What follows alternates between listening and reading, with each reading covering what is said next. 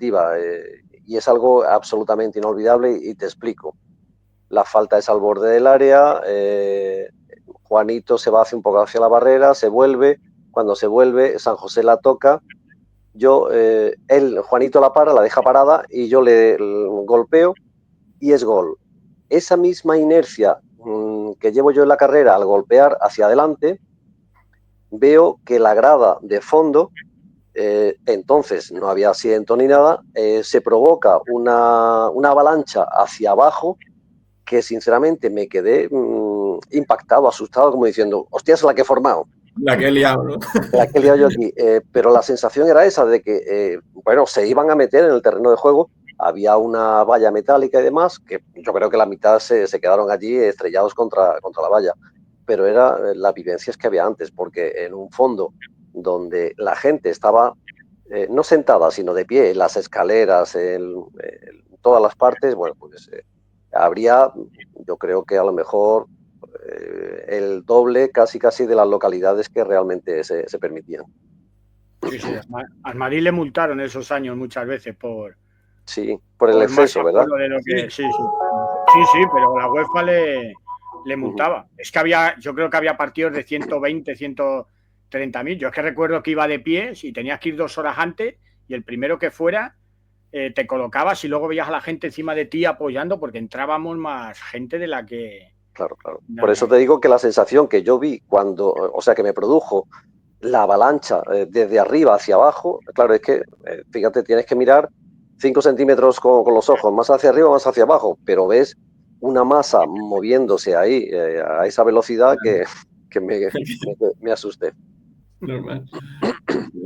Así remontabais luego, teníais ahí a 120.000 o 130.000. Y de pies, es que era otro ambiente, claro. Y de pies, y la gente... Y te voy a decir una cosa importante, se podía meter alcohol. Sí. Había algunos que empezaba el partido y no sabía cuál era el equipo, si el de para allá o el de para allá. Bueno, sí, también, eso sí. Yo sí recuerdo también que en Alemania, con el frío que hacía, creo recordar que en Belgrado jugamos, no sé si 14 o 15 grados bajo cero, y había gente sin camiseta y nada, con lo cual imagínate el grado de alcohol que llevarían dentro. Yo quería preguntar a Pepe, digo, en orden cronológico, la primera gran remontada es la del Videotón, que se pierde, si no me equivoco. No, el Videotón no. El Videotón. El Rijeka se pierde 3-1 en Yugoslavia, bueno, que era la antigua Yugoslavia todavía. Es verdad, sí. Y luego se le remonta 3-0 aquí. Y hay un acto, que ha pasado a la historia como ya parte ya de la leyenda negra que tiene el Madrid. Es que he oído muchísimas versiones, que es la famosa expulsión del sordomudo. Sé por dónde vas, eso es. La segunda tarjeta al sordomudo, ¿verdad? Sí, por de todo el mundo. He escuchado, pero versiones de todo tipo de ese momento, y siempre nos lo han colocado en la famosa leyenda negra. A ver, sordomudo era el chico, pero rascaba que no veas, ¿eh? Y eso que era delantero. Era delantero, sí, es verdad que entraba muchas veces, pero también hubo momentos en los que, utilizando esa pillería, porque él sabía cuándo nos quedábamos parados, él intuía absolutamente todo, ¿no? Pero esa pillería había veces que la utilizaba pues para perder tiempo, para lo que hiciese falta. Y cuando se protesta al árbitro de forma desairada, también es una de las opciones de enseñar tarjeta amarilla. ¿Cómo estaría? Habría que preguntar al árbitro cómo estaría este hombre de las protestas, aunque sean gestuales de este hombre, del jugador, del Rijeka, como para llegar a enseñarle la segunda. Pero creo recordar que la primera fue por una entrada, y la segunda, no sé ya si el exceso de protesta o qué, anecdótico, pero es una de las situaciones que no son que no dejan de ser una realidad absoluta y una verdad también, ¿eh?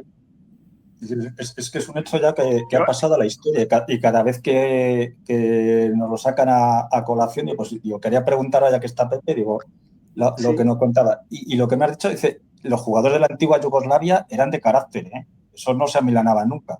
No, para nada, porque entonces es verdad que cuando jugamos en Belgrado, jugamos con el Estrella Roja, y era la antigua Yugoslavia, no estaban divididos los países balcánicos como actualmente, ¿no? Y eso sí que es verdad que siempre ha tenido muy poca población, pero unos jugadores de carácter.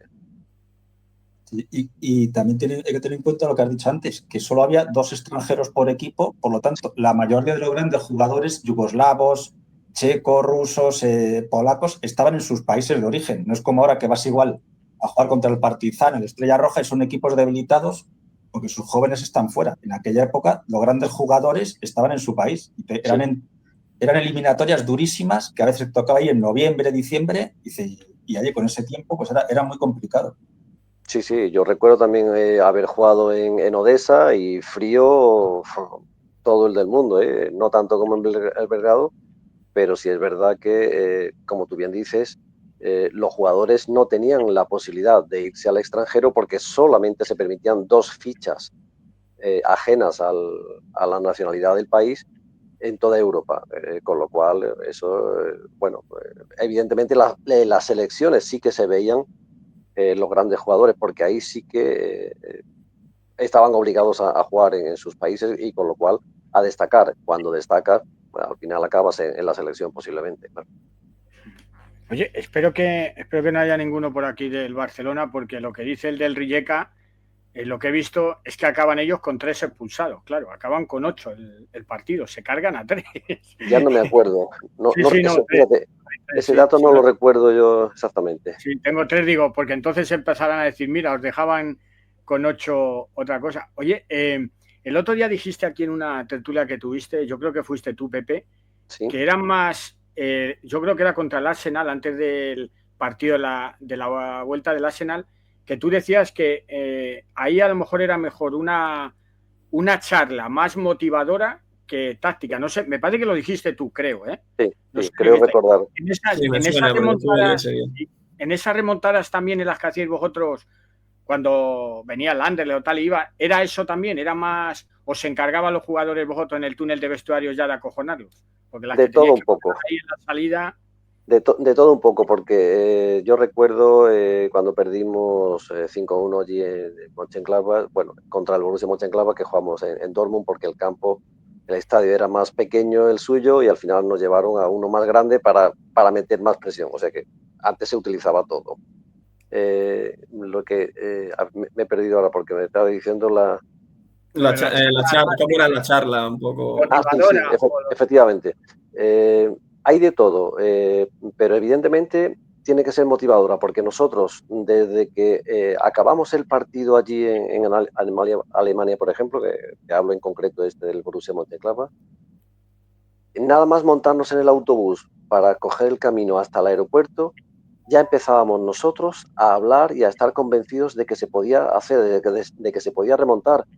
Incluso, sí, no te voy a decir sin el permiso del entrenador, pero sí con su conocimiento, practicábamos en los entrenamientos y en los partidos previos al partido de vuelta jugábamos a hacer 2 goles en el primer tiempo y otros 2 goles en el segundo, que era un poco el objetivo, porque los 4 goles en un tiempo es realmente difícil de hacer, y más en una competición europea. Entonces, ensayábamos absolutamente todo, practicábamos, hablábamos mucho, pero evidentemente quien disponía la titularidad, la forma de jugar y demás era el entrenador.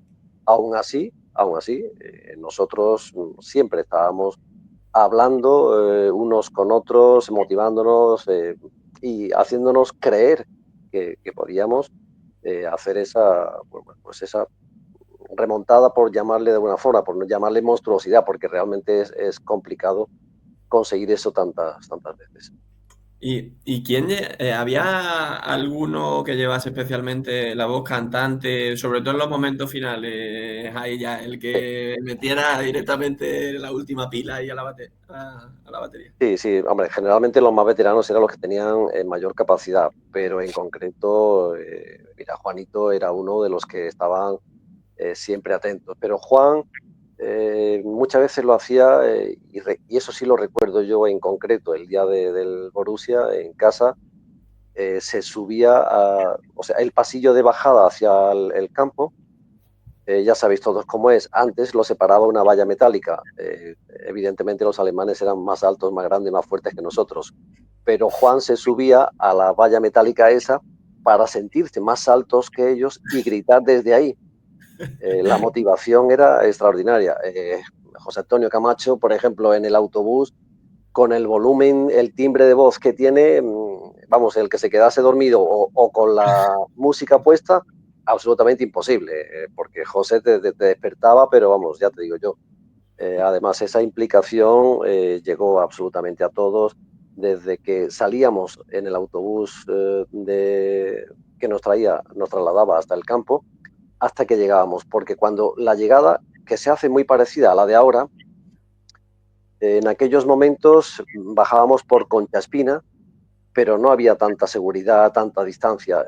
Yo recuerdo haber pasado en un pasillo que cabe el autobús poco más o menos, y notábamos, escuchábamos, mejor dicho, los golpes, los puñetazos y demás de nuestros propios aficionados en el autobús para darnos más ánimo todavía. Fíjate, yo más o menos soy una persona tranquila y demás.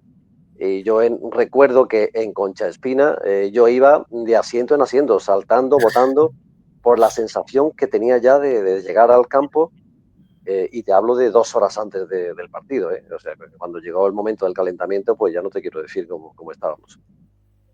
Con lo cual os podéis imaginar lo que Juanito decía enganchado allí a la valla metálica esa. Dirían los alemanes, ¿esto qué cojones es? En todos los idiomas diría cositas, seguro. Todo. Él fue también el que se inventó la remontada contra el Inter, que en el Bernabéu 90 minutos son molto longo, decía.